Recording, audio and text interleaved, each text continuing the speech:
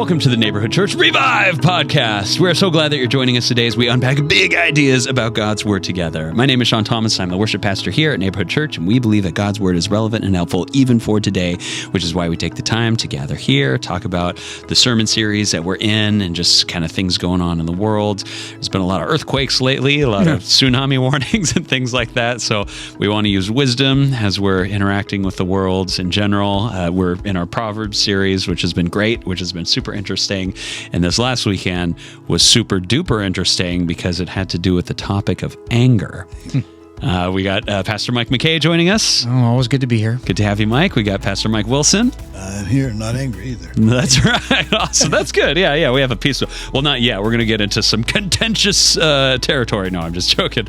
But this is really. It's kind of funny. I forget if it was. Maybe it was last week's podcast, or I was talking to someone that this coming Sunday, which was on the topic of anger,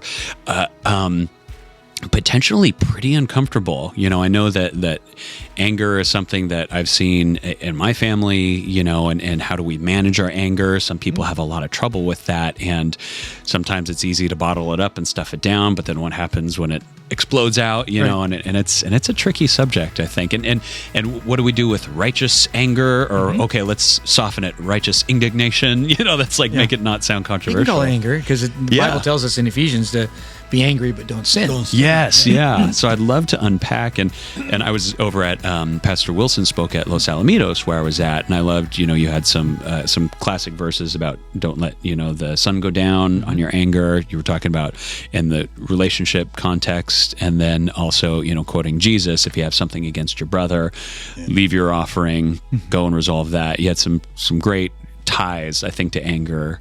But I'd love to just unpack that further with you, Pastor McKay, and just kind of your thoughts. And Well, that verse I mentioned was Ephesians 4:26. Yes, yeah. Be angry and do not sin. Don't let the sun go down in your anger. Yeah. And you know, anger is just it's a human emotion.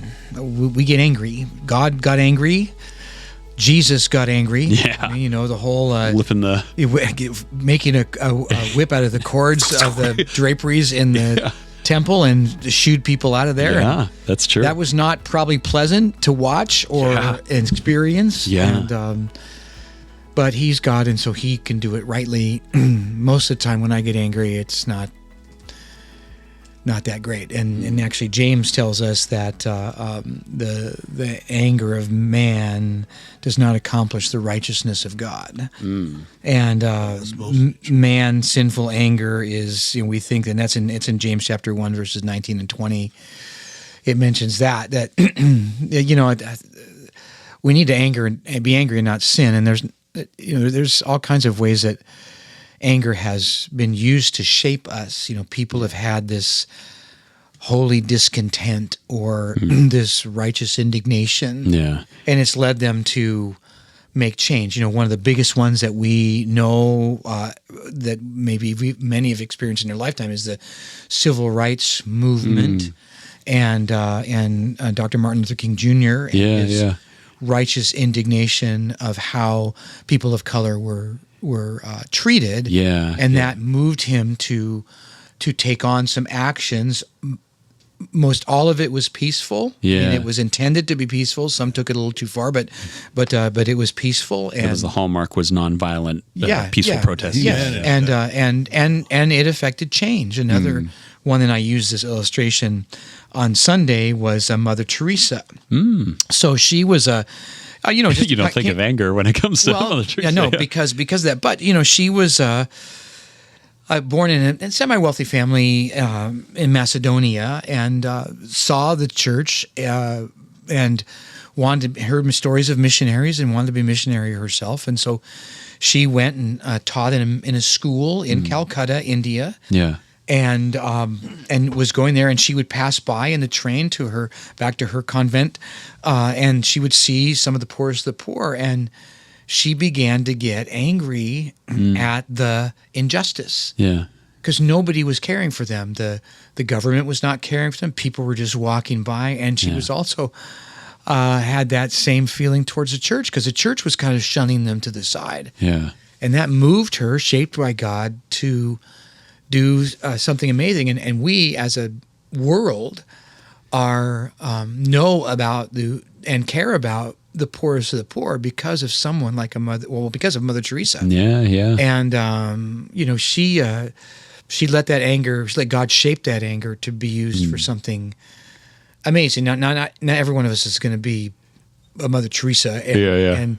But we can let the injustice, like right now, what's brewing in me is, I know there's all kinds of people on different sides of this war in Gaza, and I know that even through the media we're not knowing what the truth is. Yeah. But it just it's little kids starving, and that I have grandkids, and I've had kids, and I love kids, and to see the pictures and to hear the reports, and just it makes me angry because it's so unjust, whether it's Hamas using them to create national appeal to get what they want, or it's Israel holding back the aid and that so that that they can prove a point. I don't know. I'm not the judge, but it just it causes me to pray for peace and pray for that. So I mean, it's just anger can be a positive if it's moving us the right direction. Yeah, a right There's all tool, kinds of ways anger can mess us up. So that's a good point, I think, and it's good to, for lack of a better word, it's good to dwell on it, because I think, and maybe this is a generational thing, that it's almost, you don't want to dwell on anger or a negative feeling because that's either just feels bad or negative. And so it's almost that we're not motivated, because I feel like if you dwell on anger in the right sense of, let's say this, the situation with the war in Gaza, it's like that ought to motivate us to research, to pray, to get involved in a positive way, as opposed to like, I'm just mad about this. Everything is, forgive my language, everything's screwed, and just to get kind of blasé or jaded, or overly critical or judgmental, and I don't know, like I said, maybe it's a generational thing where we want to numb or either close off and ignore kind of injustice or evil that's going on in the world, or just only live in a gut reaction and not really go deeper to explore what's going on in that topic, but also in ourselves. Like, why does this make me angry? Maybe I do have a heart for the poor, or for children, or whatever it is, and maybe that can elicit and lead to deeper things. Yeah. I tell you, one of the things that got me, and probably a lot of the guys that served in Vietnam, was the fact that we'd come back and they'd spit on us in the airport, call us baby killers, and stuff like that. We had a lot of reporting going on over there that was not true. Yeah. That's made you pretty frustrated. Yeah, and then as much as I wasn't in favor of Lyndon Johnson, I felt badly for him because his generals weren't telling him the truth. Yeah. Oh. And he just, if you're the leader and you don't know the truth, you can't lead in the right direction. Yeah. Yeah. Yeah. Yeah, those are, and that's, that can take us down a whole another rabbit hole of the injustice of not reporting accurately. And accuracy, or reporting so that you tell your own story. Yeah, you have an agenda. And that's why it's always good to, fact check and to keep, don't just look at one source. Mm-hmm. I mean, the only one source you can count on is the Bible. Yeah. That's true. Yeah. And that's right. Yeah. But these media outlets and things like that, it's just you have to be careful because they're telling a story to move you. Yeah. And news is no longer news. It's propaganda for some degree. Yeah, it's a money-making machine. Yeah. Sadly, and yeah. Where's the money? Yeah. No, what about as I'm thinking of our audience who listens, and hey guys, shout out to our audience. It's always we love hearing from you guys when you chat with us during the week after we post our podcast.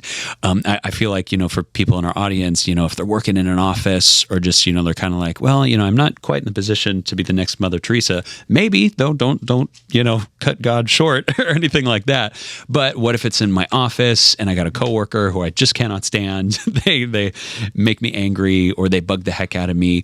What do I do in those situations? Is that the same as, when Jesus is talking about having something against your brother? That sounds a little more like someone maybe in the church or someone, whereas a coworker might be twice removed from that. It's not necessarily my brother that I have something against that I need to resolve. Mm-hmm. It's just like, I just can't stand this person. Right. It's something like that. What do we do in those situations? Well, I think that, a lot of Proverbs deals with our anger and talks about that, and in Proverbs 25:11, it says, a fool gives full vent to his spirit. And that's basically saying, I just blah, verbally barf all over everybody, and I just tell them how I feel. And just because we feel it doesn't mean we need to share it. Yeah. It just, we feel intense about a lot of things for a lot of different reasons. There's a lot of stuff. I gave the illustration of a carbonated beverage, like a soda can. Shaken up. And honestly, in today's world, we're constantly shaked up by what we see on the news, what happens to us, the road rage. I mean, just the road rage. Up. And so all it takes is one little thing, and boom, we explode out. I learned I'm not supposed to use the word pop off because that's a Gen Z slang for, hey, that lyric's really cool. So I need to run my sermons now through Gen Z filters. That's true. You gotta talk to grandkids. Pop off is a very visual to me. You explode out like a soda can. Think of like a Mentos in a Diet Coke, the liter bottles where they chug them in. But it erupts because it's so easy. And so a fool gives full vent to his anger and full vent to his spirit. And the spirit is all those intense emotions we have. Yeah. It says, but a wise man quietly holds it back. And that doesn't mean stuff. It doesn't mean stuff it. Don't ever express it. It means it means it in this way of letting, just like you do with a soda can, you tap on it, a little pressure out, you tap on it, pressure it out, And that it holds it back, it's and reasons with that. And I wish I would have explored more on Sunday this proverb. Yeah. So it's Proverb 19:11. It says, because let me preface that before that, there are many proverbs that talk about being slow to anger. Yeah. Because that, feel it bubbling up, and then slow it down.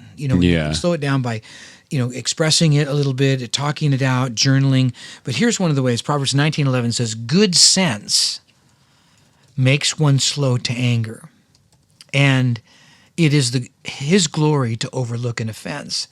So the word the word "good sense" is really the application of all of the wisdom of Scripture. 1911. That's 1911. The good sense, and it's that wisdom of the Proverbs that we're mining out in this series. It's letting biblical truths and the Holy Spirit help us to discern and gain insight and have sound judgment and take action, and that's how God shapes our anger and how. It subsides and peace can settle in when we process our feelings. 1 Peter 3:7 says, "Cast all your cares upon Him," and 1 Peter 5:7, "Cast all your cares upon Him," and and Jesus takes them and He helps us process them with us, because there are some times when we feel it pretty intense, but we need to apply good sense And the last part of that verse says, it is His glory to overlook an offense. And we let sometimes too many things bother us, really get under our skin. Yeah. That person who cuts us off on the freeway, and they follow us, honking us. There's so many times I'm on the freeway and I see these people just, this one person tried to merge in and this one person was there, didn't slow up, down, and they just kind of kept them going. And then finally they sped up, went in front of him. And then that person got so mad and he's, almost ramming him on the freeway. My gosh, there's going to be an accident. Yeah. And you're kind of going, but it's, hey, it happens. Yeah. We say the wrong thing. We make a mistake. I remember one time I did something, and I think I came out too soon, and I turned and the guy sped up around me and he was mad at me. I said, "Hey, I'm sorry. I made a mistake." And he would not let it go, man. He was, giving me all kinds of hand gestures and all kinds of expletives and ready to follow me to my house. Oh my gosh. And I took a different route. Yeah. Finally, he went off, but he was like not going to let this go. Yeah. And man, how angry a person has to be like that. But the Bible tells us as believers, as followers of Jesus, and remember, we're following Jesus, who is the Prince of Peace. Not anger. So we need to follow him, and we need to create and bring peace. Bible tells us to seek peace and pursue it. Yeah. And because we're followers of Jesus. So I think that's some of the ways I would put in on that. Yeah, there's almost that lost art of, and I think we preface it well here at Neighborhood Church. We never advocate being a doormat, and being walked over. But there's something to the art of letting things go, or recognizing that this was a mistake or an offense or whatever it is. But having grace, I guess, is like when you come down to it, of like, hey, don't hold this fence. Grace is the key. It really is.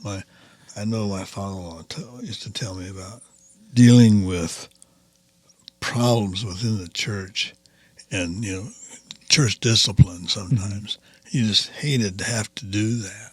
Yeah. But he told me, he said, if someone comes to me, he said, with something that someone else has said or done, he said, the first thing I do is I say, let's bring him in and then let's talk about it. Yeah. That usually ends the problem right there. Yeah. Let's bring what do you mean bring him? Someone's gossiping, about someone. And the person who does the offense. And then bring that person in and talk. Follow the biblical model, It's Matthew 18, I think, is in where bring him in and talk with them. Yeah, just in love. All in love. In love. And then if that doesn't work, bring two more with you. Yeah. There's next week, this coming Sunday, we're talking about gracious words and kind words, and so that's going to be a whole different reality because gracious words are lovingly firm. In other words, they confront in a loving way. And that's not easy. Yeah. I mean, we want to just yell at somebody and get all angry at them. You wronged me, and somehow we feel like that's going to work. Yeah. I don't know if anybody's been yelled into the kingdom. Yeah, and stuff like that, or even yelled into a new and great relationship. Yeah. Better do this. It's a lot of surrender and humility and things like that. But Mike, I want to ask you a question because what you said kind of struck a chord with me. Being a Vietnam vet and a Marine at that point, which is you guys faced a lot more than a lot of people did. How was it? How did you deal with the anger of people like spitting on you and? Because, I know that's been a harsh thing, and I've talked to many vets and so much appreciate their service to this country and the way, especially in Vietnam, where they didn't get any thanks and then got brought home not as heroes but as zeros and even less than. How did you handle that anger towards you? What happened with me is when I came home, I drank with some buddies of mine for a while, and I decided that wasn't helping anything. Yeah. But when I met my wife and started going back to church again, I realized that I didn't have to respond negatively to those kinds of things. And I didn't have as much of it as some of my friends did. Yeah. But I just always tried to help them understand what we were doing. Yeah. And that was not easy because the press and everything was so negative about it. Yeah. And I just didn't I did my best to not let it get to me. Yeah. I went with my wife and saw the movie Apocalypse Now, Mm-hmm. and I started having nightmares. Oh, wow. And I said, I'm not going to any more of those. Yeah. And I haven't. Other Vietnam movie I went to was Good Morning Vietnam, which was Robin Williams. Yeah. It was it was true, but it had a lot of comedy. Yeah. So I was able to deal with it that way. Mm-hmm. Yeah. It just, I really was pretty shocked by what I saw, but I also realized that those people don't know. Yeah. What it's like. Yeah. They just don't know. Yeah. Did you ever have a conversation with maybe someone who maybe did spit on you, or maybe someone that you had met who was quite against, whether it was the Vietnam War, several people who were against the Vietnam War. And how did you kind of make an accord with them, or like have a conversation with them about? Well, the truth of the matter is they did not understand why we were going. Mm. And some didn't go. They went to Canada and places like that.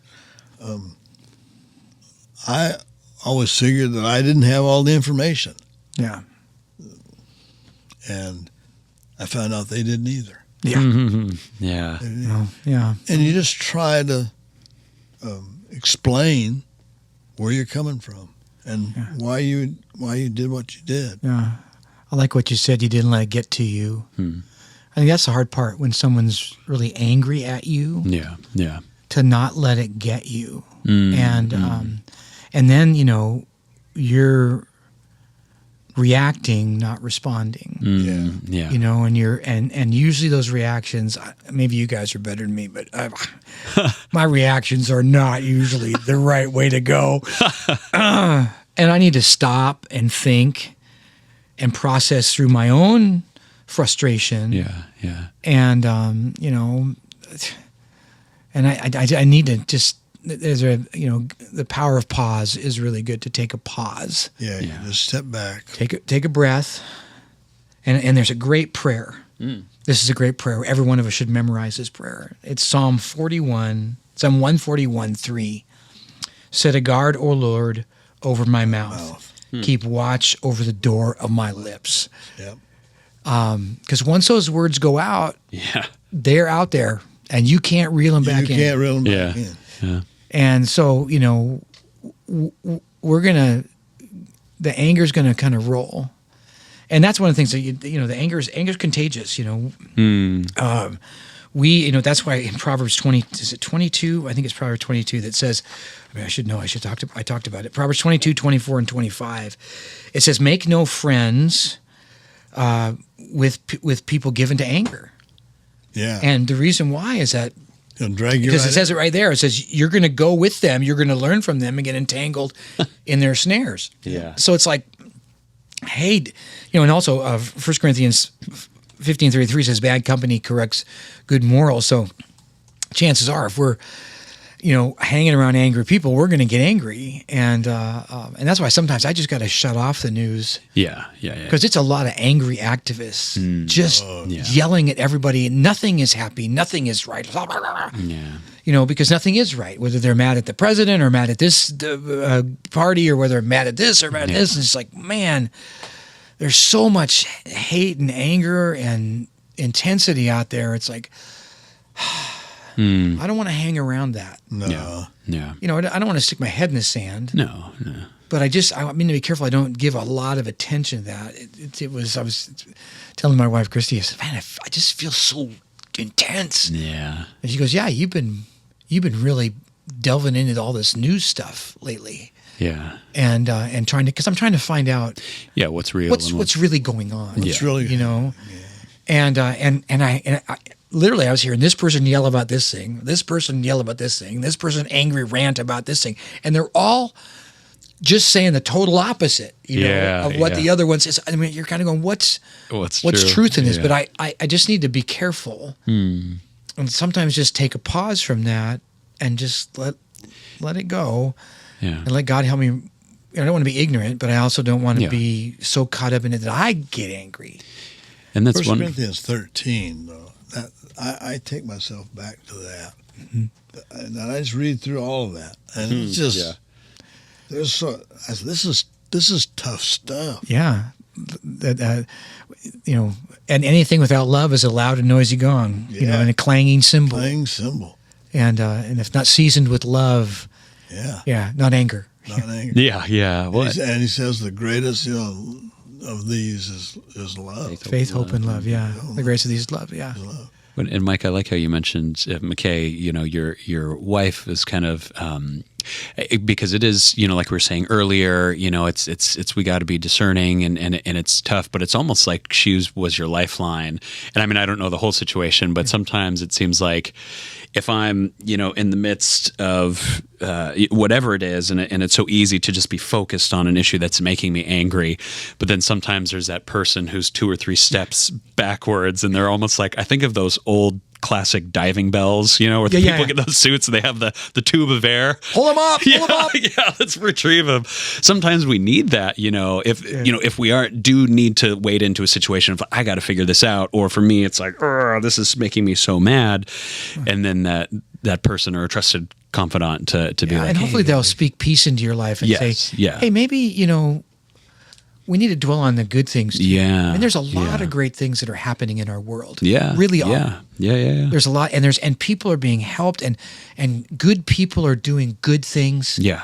And there's a lot of good going on in this world. Yeah. And not, the hate and anger and frustration gets publicized more. Yeah. It sells more papers. But I got to tell you the situation because it kind of fits in here. Yeah. So what makes me frustrated. Frustration is anger turned inward, but it's that's good. Yeah, it's frustrating is when I hear, the horse's mouth or the person saying it, they say it, and then it gets distorted by this news agency and that news agency and stuff like that, and you kind of go. So I like to listen to, like, for instance, the press secretary, but even she puts a spin on a story. Yeah. To fit her, so it's even hard to do that. So what happens is I'm listening and I'm just getting all riled up because I just heard the news the night before saying exactly the opposite of what she just said. Yeah, and you're kind of going, That's where Christy says, "Hey, pull away a little." Yeah. Bring him up. Bring him up on the diving bell. Ding ding. That's good. I think it's giving ourselves the freedom to distance ourselves. And here's what the hard part is. And I brought this out, and a lot of people came up to me afterwards and said this was helpful for them. What do you do? It says keep a distance from people who are make no friends with. Yeah. Don't go with a wrathful, angry person. What do you do if they're part of your family? Ooh, that's a good, what do you do if they're the ones that are struggling? What do you do? And that takes it to a whole new level. Yeah. And my biggest challenge and encouragement to everybody, if you're facing that, get help. Don't do this alone. Yeah, that's a good call. So here's what happened to me. And this is the story. I'll repeat it again because I think it's worth repeating. So my mom, wonderful lady, came to the Lord a little bit before I did, and really sought God, and got involved in the church, served in the nursery. Yeah, she was a wonderful lover of kids. Everybody loved her, and my mom she was kind to everybody. And if salesmen would come to the door, she'd invite them in for dinner and stuff like that. So she was great and kind person and helpful. And towards the end of her life, when dementia set in, she needed to be in a 24/7 lockdown facility. So because she could wander off and stuff like that. So, but her last couple of years of life, she got angry, and it was hard because I would go visit her because she was up here in this area where I was, and I'd go visit her, and she would just unleash. And it was sometimes screaming at the top of her lungs in this facility, yelling at me. Oh, jeez. You lousy son. I can't believe you're a pastor. It was horrible. Gosh. Yeah. And wow. It's like, oh wow, and here's your mom, and you're thinking not only that hit in a wholly different level, but I also know she has dementia, early onset dementia, and some of that's affecting that, but it still hurts anyways. Yeah, totally. Yeah. And man, I would have loved to have pushed away and just said, hey, God bless you. I know I'll see you in heaven, but then you got the other part of Scripture that says honor your father and your mother. Yeah. And take care of those who are under, who they've taken care of you. Now you take care of them when they can't take care of themselves. Yeah.